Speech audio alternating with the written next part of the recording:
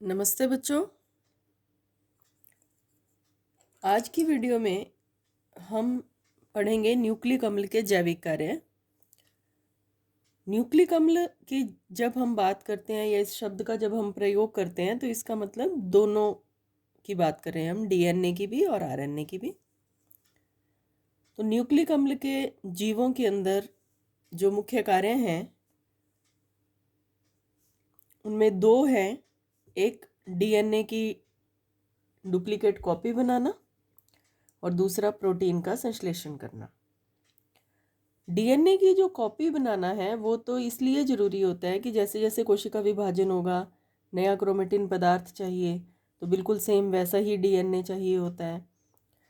तो उसके लिए नया डीएनए बनाना पड़ता है, उसकी कॉपीज़ बनानी पड़ती हैं। इसको रिप्लिकेशन ऑफ डीएनए कहते हैं।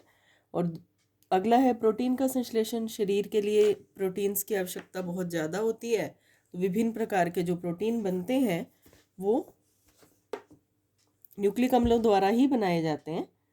तो ये प्रोटीन बनाने में डीएनए और आरएनए दोनों का योगदान होता है। मुख्य इंस्ट्रक्शंस डीएनए की होती हैं और कार्य करता है आरएनए। तो आपको ध्यान भी होगा, हमने छोटी कक्षाओं में आरएनए के कार्यों में प्रोटीन संश्लेषण के बारे में पढ़ा था, और जो हमने डिफरेंस किए थे डीएनए और आरएनए के, उसमें भी आरएनए का रोल पड़ा था प्रोटीन संश्लेषण में। पहले पढ़ते हैं डीएनए की पुनरावृत्ति या इसका द्विगुणन कैसे होता है, डीएनए अपने ही समान दूसरे अणु कैसे बनाता है। एक बात ध्यान रखेंगे कि डीएनए बिल्कुल अपनी फोटोकॉपी तैयार करता है, किसी प्रकार का कोई भी डिफरेंस नहीं रहता। और किसी भी डीएनए की जो स्ट्रक्चर है या उसकी जो विशेषता होती है, पहचान होती है, वो उसके नाइट्रोजनिक क्षारकों के क्रम से होती है। ये जो नाइट्रोजनिक क्षारकों का क्रम होता है, इसी के द्वारा हर डीएनए दूसरे डीएनए से अलग होता है। बाकी तो सेम ही रहता है। डीएनए की जो इधर वाली संरचना है, सीढ़ी नुमा संरचना हमने की थी, जो बार्स हैं उसकी, वो तो शर्करा, डीऑक्सीराइबोस शर्करा और फॉस्फोरिक अम्ल की ही बनी है, जो सभी में एक जैसे हैं। अंतर कहाँ होता है? नाइट्रोजनिक क्षारकों में। नाइट्रोजनिक क्षारक भी सभी में एक जैसे हैं, 4 नाइट्रोजनिक क्षारक हैं। तो डिफरेंस कहाँ हुआ? इनके क्रम में। तो इनका जो क्रम है वो कभी भी नहीं बदलता। डीएनए की कितनी भी कॉपीज तैयार कर ली जाएं, तो डीएनए में क्या प्रोसेस रहता है इस रिप्लिकेशन का, उसे देखें। डीएनए का जो एक स्ट्रैंड होता है, इसका जो एक पूरा अणु होता है, वो खुल जाता है। आमने सामने जैसे सीढ़ी के रूप में उपस्थित रहते हैं। ये सेंटर में से हाइड्रोजन बॉन्ड इसके टूट जाएंगे और ये इसकी जो दोनों लड़ियां हैं वो इस प्रकार से खुल जाती हैं, अलग हो जाती हैं। प्रत्येक लड़ी पर नाइट्रोजनिक क्षारक लगे रहते हैं, अपने अपने नाइट्रोजनिक क्षारक। इसको आप यूं देखिए, ये डीएनए के 2 लड़ियां अलग हो गई। यहाँ पर भी आपको दिखाया गया है, हर किसी के अपने अपने नाइट्रोजनिक क्षारक हैं। आप ऐसे समझ लें, एक सीढ़ी थी, उस सीढ़ी को यहाँ से काट दिया गया, लकड़ी की सीढ़ी को, तो उसके 2 हिस्से अलग हो गए। अब यहाँ पर जो भी नाइट्रोजनिक क्षारक होंगे, मान लीजिए एडिनिन है, साइटोसिन है, गुआनिन है, थाइमिन है, ये ओपन हो जाते हैं, बिल्कुल सामने आ जाते हैं। तो अब क्या होगा कि प्रत्येक जो स्ट्रैंड अलग हुआ, हिस्सा अलग हुआ, उसके सामने आकर के नए भाग जुड़ने शुरू हो जाएंगे। हर हिस्से के सामने नए भाग जुड़ने शुरू हो जाएंगे। जैसे यहाँ पर एडेनिन था तो इसके सामने थाइमिन वाली पॉलीन्यूक्लियोटाइड श्रृंखला इस प्रकार की आएगी कि इसके सामने यहाँ थाइमिन होगा, इसके सामने यहाँ गुआनिन होगा, यहाँ साइटोसिन होगा और यहाँ पर एडेनिन होगा। और इनके बीच में जो बॉन्ड, रिक्वायर्ड बॉन्ड है, वो बन जाते हैं। तो इस प्रकार से नया डीएनए बन जाता है। जो 2 हिस्से अलग हुए, उधर वाले पे भी बचा हुआ भाग आकर के लग गया, दूसरे पर भी बचा हुआ भाग आकर के लग गया, तो ये नया डीएनए तैयार हो जाते हैं। 1 से 2 डीएनए तैयार हो जाते हैं। इसको द्विगुणन कहा जाता है। और जो, क्योंकि इसमें आपको अभी बताया, हर डीएनए की पहचान उसके नाइट्रोजनिक क्षारकों के क्रम से होती है, तो क्योंकि वही क्रम दोबारा मिल गया, इसलिए डीएनए की स्ट्रक्चर में कोई चेंज नहीं आया, उसके गुणों में कोई परिवर्तन नहीं आया। और जो नया डीएनए बना या जो नई कोशिका बनी उसके गुण पुरानी कोशिका जैसे ही होते हैं। यहाँ पर ये सारे पॉइंट्स आपको इसमें डिटेल बताई गई है कि किस प्रकार से ये रिप्लिकेशन होता है और बिल्कुल सेम बनते हैं।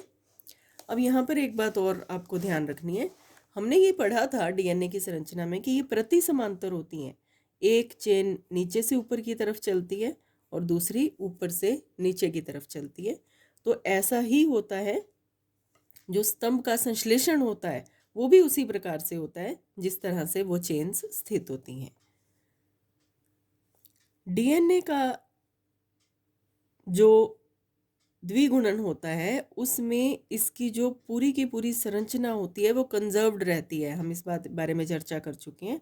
संरचना बिल्कुल भी नहीं बदलती, क्योंकि ये जो इसके स्ट्रैंड होते हैं ये हमेशा दो हिस्सों में बंटते हैं और उनके पूरक सामने आकर के जुड़ते हैं। नेक्स्ट है प्रोटीन का संश्लेषण। इस पर आपके प्रश्न भी है किताब में।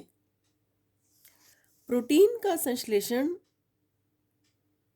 मुख्य रूप से डीएनए की देखरेख में होता है। डीएनए ही करवाता है शरीर में हर प्रोटीन का संश्लेषण, लेकिन उस पर कार्य करता है आरएनए। मुख्य रूप से काम आरएनए करेगा, लेकिन इंस्ट्रक्शंस, कंट्रोल वो सारा का सारा डीएनए का ही रहेगा। तो इसमें क्या क्या प्रोसेस होते हैं वो आप देख लीजिए। प्रोटीन का संश्लेषण करना न्यूक्लिक अम्लों का एक महत्वपूर्ण कार्य होता है। हमारे शरीर में बहुत सारे प्रोटीन होते हैं, हजारों की संख्या में प्रोटीन हैं जो विभिन्न कार्यों को कर रहे हैं। हमने पीछे बायोमोलिक्यूल्स में पढ़ा, प्रोटीन के अंडर काफ़ी सारे हमने मॉलिक्यूल्स पढ़े, हार्मोन पढ़े, एंजाइम पढ़े, सभी की संरचना प्रोटीन वाली ही होती है, या हम कहें कि वो प्रोटीन से ही बने होते हैं। तो अब आप इस बात को समझ सकते हैं कि प्रोटीन हमारे शरीर के लिए इतना आवश्यक क्यों है। क्योंकि प्रोटीन ही कोशिका की झिल्लियाँ बनाएगा, प्रोटीन ही शरीर की होने वाली टूट फूट की मरम्मत करेगा, प्रोटीन से ही एंजाइम और हार्मोन बनेंगे। इसलिए प्रोटीन का बनना जरूरी है और उन प्रोटीन के बनने के लिए 20 अमीनो अम्ल ही पर्याप्त होते हैं। लेकिन इन 20 अमीनो अम्लों को एक विशेष क्रम में अटैच करना होता है। ये प्रोटीन की प्राथमिक संरचना में हम पढ़ चुके हैं कि अमीनो अम्ल विशेष क्रम में जुड़ करके विशेष प्रोटीन बनाते हैं। तो जैसे जैसे प्रोटीन बनाने हैं या जिस प्रोटीन को बनाना है उसमें जो जो अमीनो अम्ल की आवश्यकता होती है उनकी इंस्ट्रक्शंस डीएनए के द्वारा आरएनए को दी जाती हैं। और कैसे दी जाती हैं और किस प्रकार से ये कार्य होता है उसे देखते हैं। सबसे पहली बात कि सजीवों की कोशिकाओं में 200 से अधिक एंजाइम और 70 से अधिक आरएनए प्रोटीन संश्लेषण में भाग लेते हैं। प्रोटीन संश्लेषण के लिए जो टीम चाहिए डीएनए को, उसमें 200 से ज़्यादा तो एंजाइम होंगे और 70 से ज़्यादा आरएनए होंगे। विशेष प्रोटीन का संदेश विशेष डीएनए में उपस्थित होता है और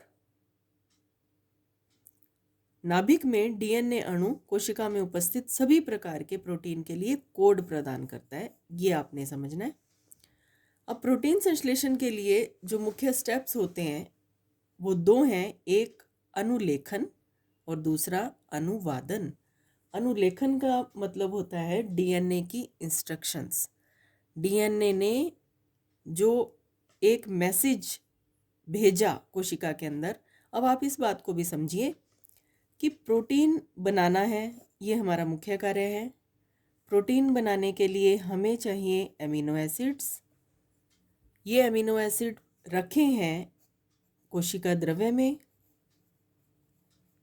कोशिका द्रव्य से ये अमीनो एसिड उठा करके उनको इकट्ठा करना होता है और प्रोटीन का निर्माण करना होता है।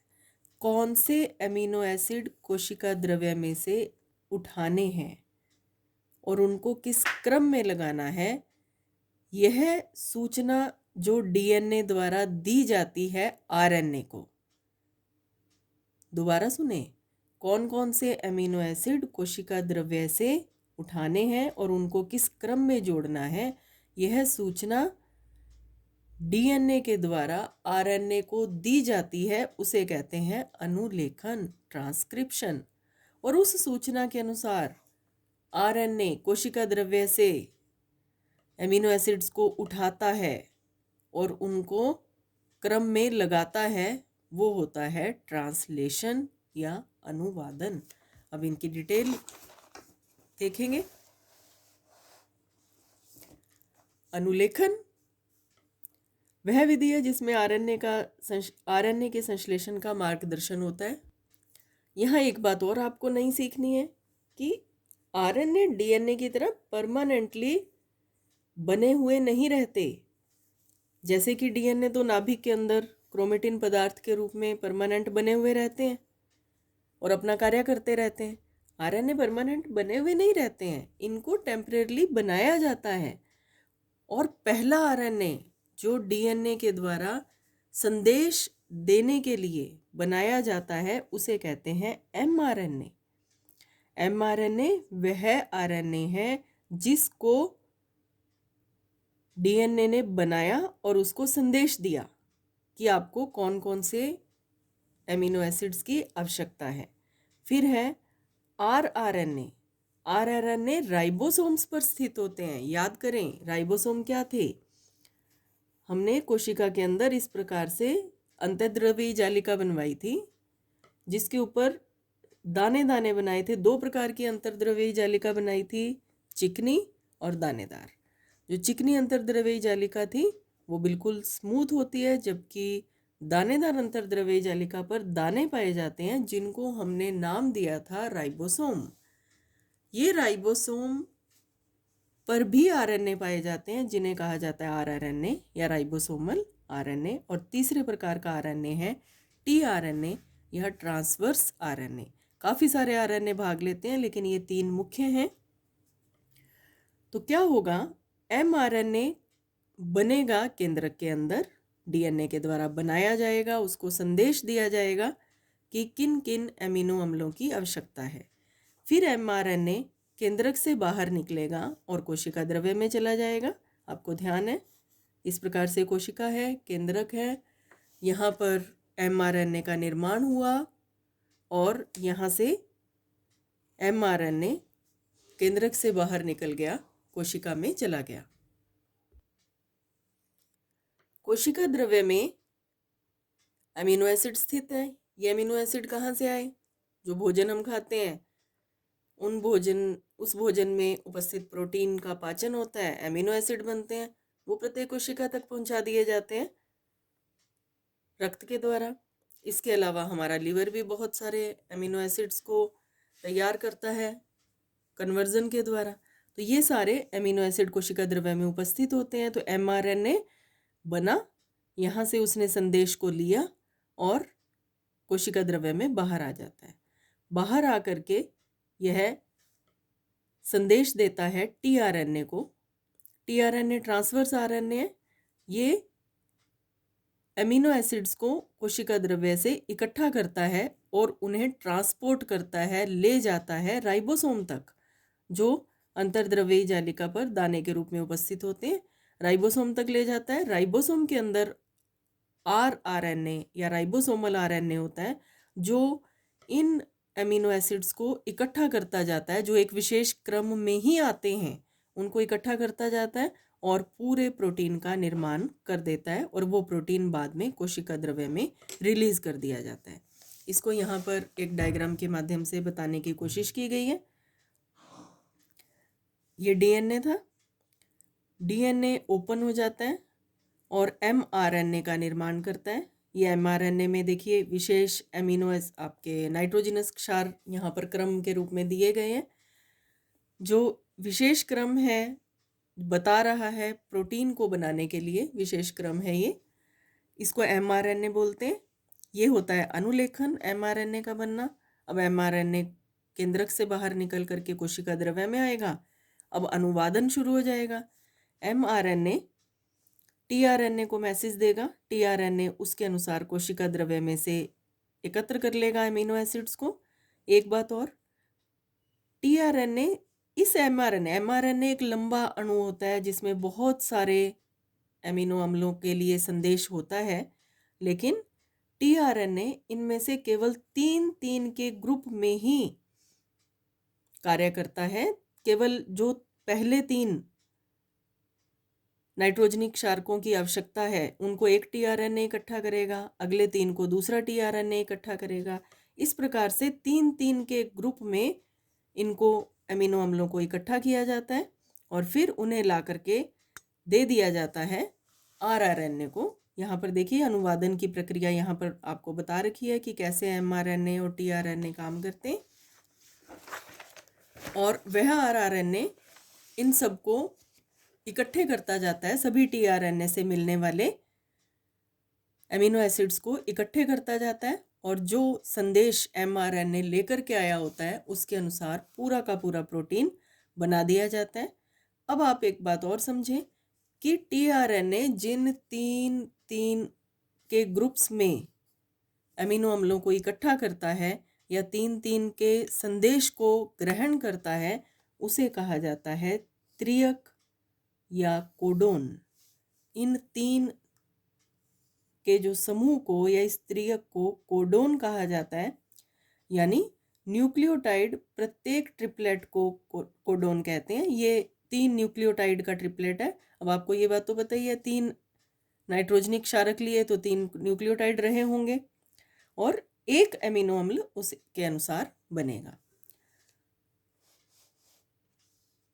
टीआरएनए इसमें ट्रांसपोर्ट की भूमिका निभाता है, एमआरएनए संदेश लेकर के आता है और आरआरएनए इसको बनाने का कार्य करता है।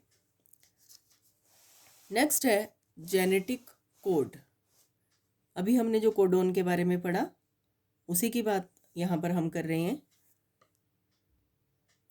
आनुवंशिक कूट या जेनेटिक कोड न्यूक्लियोटाइड ट्रिपलेट तथा एमिनो एसिड के बीच के संबंध को आनुवंशिक कूट कहते हैं।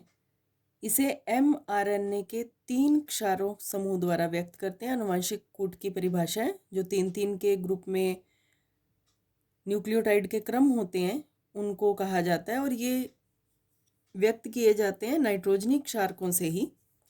अब यहाँ पर एक बात और आपको देखनी है कि 20 एमिनो अम्ल, आपको ध्यान है 20 ही एमिनो अम्ल हैं, तो इकट्ठे तो 20 एमिनो अम्ल ही करने होते हैं, तो हमें उसके लिए 20 ट्रिपलेट या उसके जो सेट चाहिए होते हैं, लेकिन उनको क्योंकि अलग अलग क्रम में लिया जाता है, टोटल हमारे पास 4 नाइट्रोजनिक क्षारक हैं, तो 3 के सेट में ही इनको नाइट्रोजनिक क्षारकों को या न्यूक्लियोटाइड्स को उठाया जाता है और इस प्रकार से 3 के सेट में लेने पर टोटल 64 ट्रिपलेट तैयार हो जाते हैं।